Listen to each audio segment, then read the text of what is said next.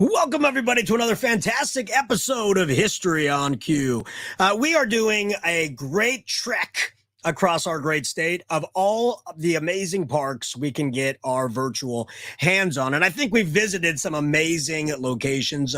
Historic Citric Park, we've been there. We went to Millerton Lake, which is right next to my house, and I've traveled up there just because I wanted to see it in person. But we've been to a lot of amazing parks, and we're going to bring you another amazing park today. But before we do that, again, I have to do a shameful plug for Fall Cue. Fall Cue is our Northern California conference. We are having it at the Teachers College of San Joaquin, right in Stockton, California, on October 21st and 22nd. It is on the weekend, so you teachers do not need to get a sub. And yes, lunch is included. So at the very least, you get to fill your mind and your belly in Stockton, California. Just go to fallq.org and register today. All right, shameless plug over. I'm going to bring on the real star of this show, the co-host with the most. We have Daniel. Daniel, welcome back to the show, my friend. How are you? Good morning, Joe. I am doing well, and thank you for asking. Yes. You're the co-host with the most. Come on. Well, thank you. We'll agree that we both have some most in us, and that this show, the actual star of the show is the interpreters that we bring on. For sure. And we, if this is the first show that somebody is catching, can you introduce yourself and tell them a little bit about what you do for California State Parks? Absolutely. My name is Daniel Williford, and I'm a California State Park interpreter. So I help to tell the stories of California State Parks, along with who we're going to meet today.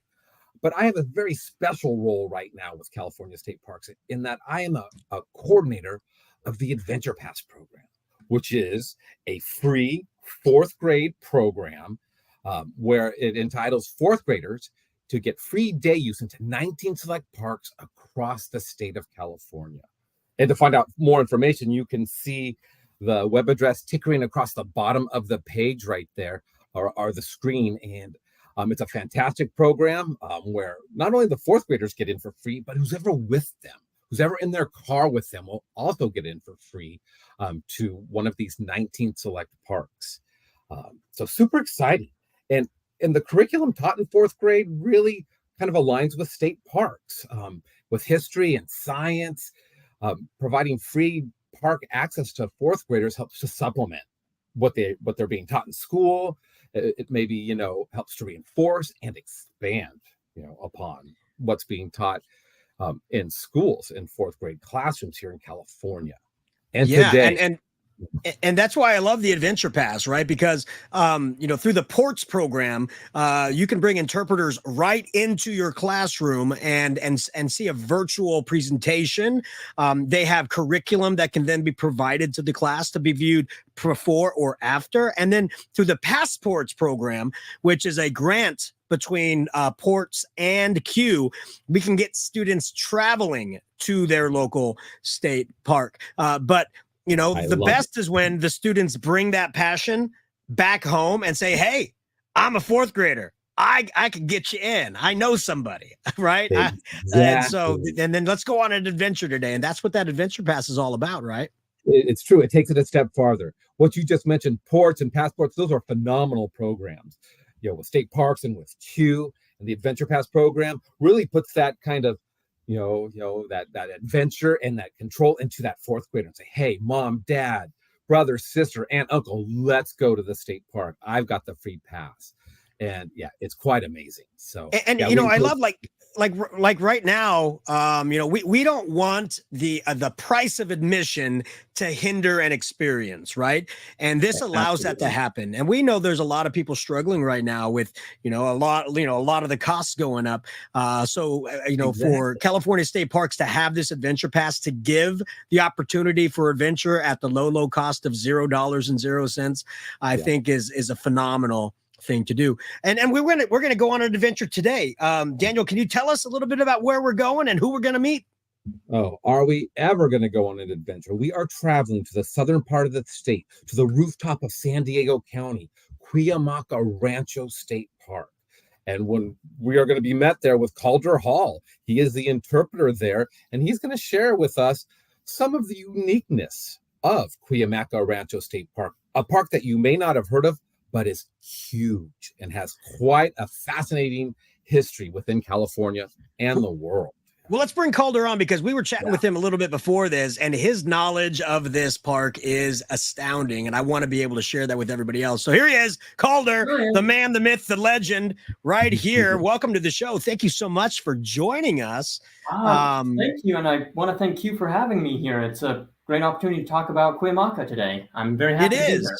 And I have to say, you know, I'm not from San Diego. I'm from the Central Valley of California, and I've actually never heard of Cuyamaca. And you were telling a little bit about it, and now I want to go. So I hope that your story reverberates across the interwebs here and gets you know, some teachers that spark to take their kids there as well. So can you tell us a little bit about yourself and then a little bit about your park, its history, and all the amazing things that people will see there when they go? Well, I'm Calder Hall. I'm a very, very new interpreter. Only been doing this for about 6 or 7 months-ish. And I have been given the great honor to be the interpreter for multiple parks in the Colorado Desert District, primarily Anza Borrego, which is another Adventure Pass park, which hopefully someday we'll get a chance to talk about, and Cuyamaca Rancho State Park. I live in the desert, so every now and then I have to go drive up the mountainside, and go and see trees, which living here in the desert, it's so nice to be able to see trees. I miss trees. I'm not originally from Southern California. My family is, but I'm originally from Southern Oregon, so out here in the desert, you kind of learn to like trees a lot if you don't see them. Absence makes the heart grow fonder. That sounds like a very good song that you should write, right? Out here in the desert, I miss my trees. I miss trees. So I'm going to bring up some images here, and feel free to, you know, you don't have to follow them, but just tell us a little bit about like what we're looking at, and a little bit about the history of the park and some awesome things. I'm not certain if this is from the top of Stonewall Peak. It might be, but this is from one of the hills. So Cuyamaca Rancho State Park is located in the Cuyamaca Mountains, as the name implies. Kind of makes sense there. So the Cuyamaca Mountains are kind of, as Daniel said earlier, the roof of San Diego County. This is the high point. The desert, actually, where I'm right now located, this is what blocks them and kind of traps all the water there. These mountains, originally, actually, that lake wasn't there. There were originally ponds there. That lake, back in the old days, there was an Lake Cuyamaca, which is right there. There was an idea to have it provide water for the entirety of San Diego County. It didn't work out. It ended disastrously. But this area was sort of kind of Western settlers always saw this as sort of beautiful pasture land away from the San Diego coast. So this is, you're looking down on Lake Cuyamaca. You can see here, I don't know if this is before the 2003 fire or not, but you can see sort of an example of the different environments which exist out here. You can see mountain hillside, meadowland, which was originally used for ranching, and conifer and oak forests, which are all sort of the environments that mesh up here. Yeah, that's amazing. And you can definitely see that you have some really lush green and some really dry areas as well. And, you know, you're right. You can see a lot of different ecosystems kind of settling in this small little picture. Yeah, you really can. And I do believe, Calder, this is after the fire, because you can kind of see. The little in the background of it, you can see the little gray little twigs sticking up that are exactly. Yeah. Wow. Amazing. And so this is like down into the pasture land, looking up into the mountains. That's a pretty beautiful picture. Our visitor center. This is meadowland and prairie land. This is sort of one of the 3 different types of ecosystems we kind of have. This is our meadow and prairies. In the spring times, if we have a good season, you can see all sorts of wildflowers out there. But you can kind of tell that this was, if you're an old Western rancher, you can kind of see this looks like paradise to you, because you can take your cows up here and they can graze to their heart's content. So that part of the name, rancho, you know, we were a ranch land originally and sold off. We were a ranch land, I believe, even until we were a state park in the 1950s or 60s. We finally stopped ranching, and there was a lot of legal battles. We had to take it to the state Supreme Court to allow us to stop ranching out here. Yeah, you don't want to take ranch land away from ranchers. I just said that name right.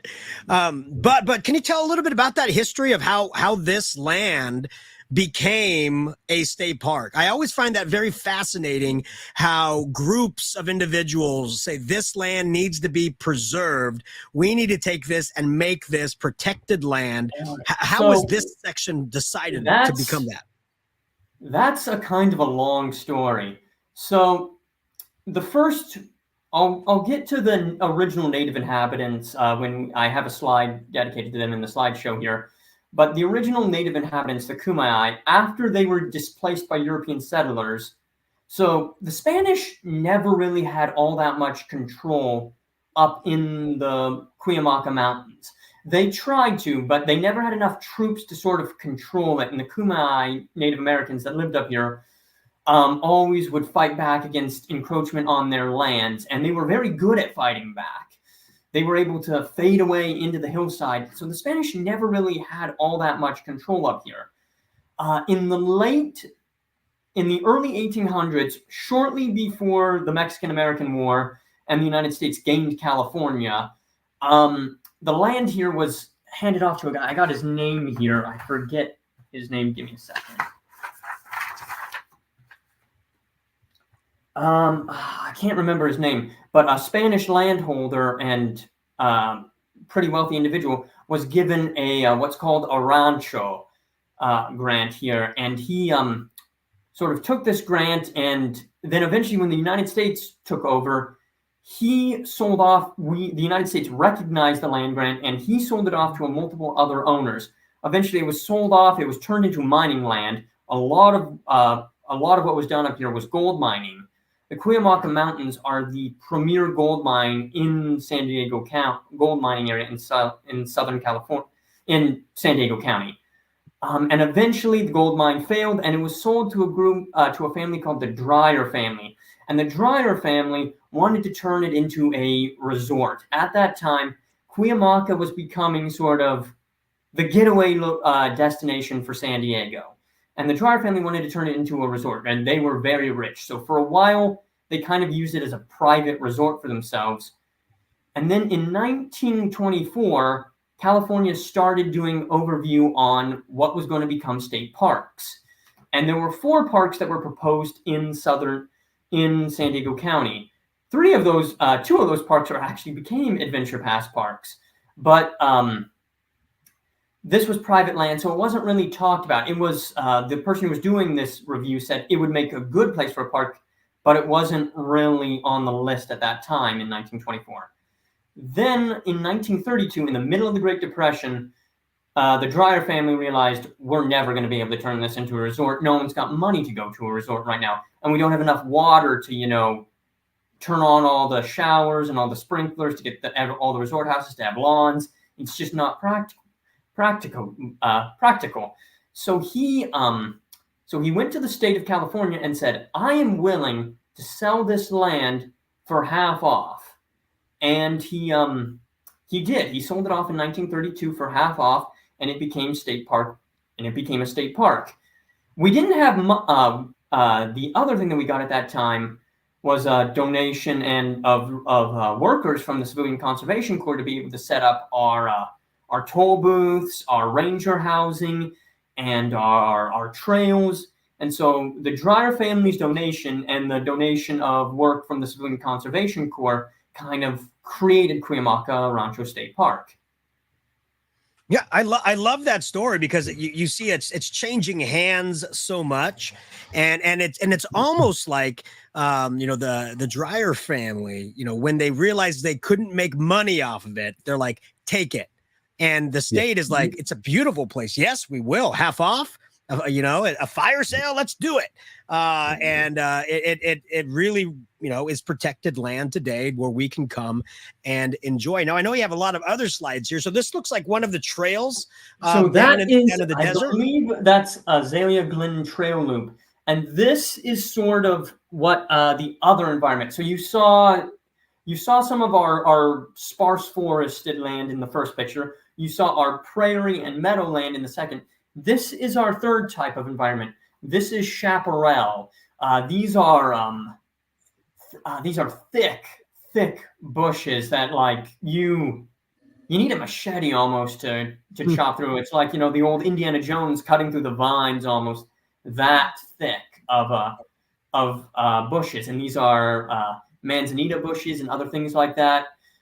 So this is sort of the second type, and that comprises the bulk of our park currently is that sort of land, is chaparral. And these trails cleared periodically, so when visitors do come, they don't have to bring machetes. We every late summer we get our volunteers to come out and help clear the trail for us, and we really appreciate them for doing that. That's awesome. You should call it Machete Day and just have a great old time. I love it. I love it. And then this picture really stood out to me. Are those acorns or are those what are those? Is this, if you go to any of our parking lots in the park where there's still ponderosa or Jeffrey or sugar pines, you'll find these. Although they don't go after oak trees for some strange reason. This is a grain silo, but not a human grain silo. This is an acorn woodpecker grain silo. The acorn woodpeckers will they generally will eat insects from the trees like normal woodpeckers, but acorn woodpeckers are very smart. They think, well, there might not be any insects in the wintertime. They might be dead or laying eggs or hiding somewhere. So we need a secondary source of food. So they will go to trees, primarily pine trees, and they will tap, tap, tap, tap, tap, tap, tap like a woodpecker does. And then they will clear out these holes and stuff acorns in them. And so you can go to these trees and there are thousands of holes. They look like they're polka dotted trees.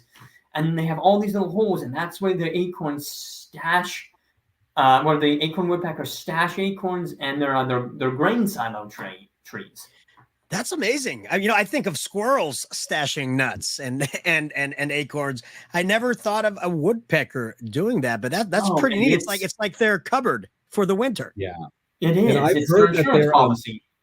I heard that they're actually it's not necessarily the acorn that they're after, but it's the larva of the acorn weevil that they're really feasting on. Yeah. Oh, so they're planting these acorns in hopes that weevil will go in like a trap. They're carrying out bird agriculture. Smart birds. Yeah. Oh my goodness. The most I know about woodpeckers is Woody Woodpecker. So you've smart he is. He's pretty smart. He's pretty smart. He got his own cartoon. He's got to be smart. He's got to. There are another couple of birds out here. Give me a second here. We have a couple different types of eagles out here. When I started here earlier, I went out and I saw a baby bald eagle that was sitting in its nest. And the baby bald eagle, you can't really tell the difference between it and this. This is the skull of a golden eagle. You can see like the eyes here. Golden eagles, if I'm remembering correctly, these are more like they go after ground animals. The bald eagle goes over to that artificial lake, like Cuyamaca, and will grab out the stocked fish from that, which I think makes the fishermen over at the lake a bit upset. But you know what? Eagles got to eat too. Eagles got to eat. Yeah. And so that is an actual eagle skull. That's not a recreation. That's I believe this is a recreation. This is. I'm fairly certain this is a recreation. Okay, I was gonna say it's very clean. It's very clean. No. I was showing off the mountain lion skull, which I'll show off in a second here to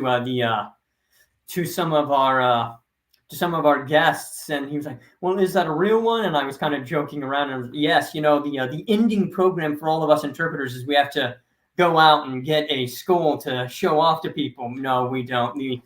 We ethically source our bones and skulls from animals. That's great. It actually looks like kind of the Seattle Seahawk logo. It kind of does now that I'm looking at it. Yeah. No, it's pretty awesome. And you were talking about mountain lions, and so we have this picture here for you. So we have a lot of different types of mammals that live up here. We have skunks, we have badgers. San Diego badgers are actually pretty rare. There's a poster up in the office that says, like, from a couple years back, that says, like, if you see a San Diego badger, report it, because we want to know that they're still out there. We have, rabbits of all kinds, but we have a lot of mule deer. And where there are mule deer, there will always be mountain lions. And mountain lions are one of the most famous out here. They've had a lot of famous human interaction out here in Cuyamaca Rancho State Park. So we have a large tracking program for them. And we've, in the early 2000s, we actually, there were like 27 or 30 mountain lions that we managed to tag. And you can, there's a map that you have of all of them where they show up. And mountain lions like to keep up their own individual areas and territories. You can see on the skeleton right here, the teeth that are made for attacking the back, the neck of a mule deer, biting through the neck to sort of drag it off. So they are our largest and most famous mammal out here in Cuyamaca. Yeah, I mean, I think when you hear about mountain lions, you hear people get excited and a little bit fearful of them. But I'm pretty sure on a lot of the trails, they're pretty safe by the visitor center, all that stuff. But they're really interesting to look at, because you look at a mountain lion. They are beautiful and majestic creatures. Yes, you just think of it as a giant house cat, but not. They really are. They're down here in our other park in Anza Borrego. We have a movie where we talk about things that go in the park, and then the end of the movie is a bunch of people during those early 2000 tagging expeditions, and they hold up like the little kitten mountain lion, which they're doing blood drawing on it, and it kind of just holds to the researcher and starts purring, and they really are big house cats. But if your house cat was big enough, it would probably eat you too. So well, yeah, always gotta be wary of them. Everybody's been scratched by their house cat. You don't want to be scratched by this guy, right? I mean, come on, they are. And you've had some pretty interesting fires up there as well. I know there's been a lot of places in California that's had some fires, but you've had some pretty intense ones. Kind of. I'd like to argue that the first major modern Californian wildfire, the first wildfire of this era of apocalyptic fires, started in 2003 with this fire, with the Cedar Fire. This was the first sort of Californian wildfire that started breaching into populated places and killing large volumes of people and destroying large amounts of houses. So in 2003, in October, this month, I believe a week from now, 20 years ago, a week from now, there was a hunter who was out in the Cleveland National Forest, the bordering Cleveland National Forest. He was a particularly new hunter, and he wasn't a particularly good hunter. But he was out hunting with a buddy, and he got separated, and it was late in the day, and October up here still gets pretty warm. He ran out of water early in the day, so it was like 5 or 6, and he was probably dying by that point in time. He was badly dehydrated and dying, and he was panicking. So he set up a wildfire. So he set a little fire, and he used that fire as a signal fire, and it spread rapidly out of control. And it started burning, and it burned thousands and thousands of acres, destroyed thousands and thousands of homes all throughout San Diego County, killed 15 people, including one firefighter, and destroyed 98% of our park. No, I believe 98% of our park was burned. Yeah. And that's that human like you hear a lot of like lightning starting fires, but when humans do it, you can kind of understand this person is trying to save his own life, but understanding that this is what happens in dry areas. I mean, you just said it. You're by a desert. And you have trees that dig deep into the soil. Yep. And chaparral is kind of interesting because a lot of those manzanitas, they're very oily plants. So once they start, they can get very hot. Yeah. And that heat can light up these big trees and burn them to such a temperature where they'll never grow back. A lot of our pine forests, there's another picture coming up showing you like a comparison of what it's like. So if you can see, this is a terrible quality map, but if you can see the kind of the grayish blue and the purple, those are pine forests. Go to the next map.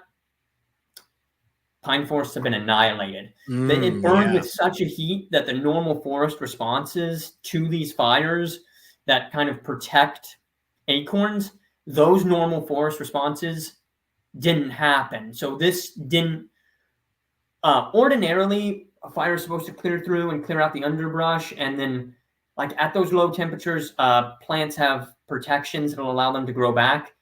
That did not happen here. They were wiped out. Yeah, I was wondering about that because, you do hear that, sometimes a fire going through is just giving chance for the new or the acorns to grow, the new fauna to grow. And you can definitely see that didn't happen. Did not really do that. It radically changed the environment here. We're basically an entirely new type of ecosystem. And for anybody watching at home, this is from 2003 before the fire. And this one is from a survey from 2011 to 2013. So it's still 10 years later and nothing has come back. So it's not like after. We are attempting some reforestation efforts, but the effects of those is to be seen in the future. Like you can see here, all the trees burned out on the mountain. And tell me a little bit about this hut right here.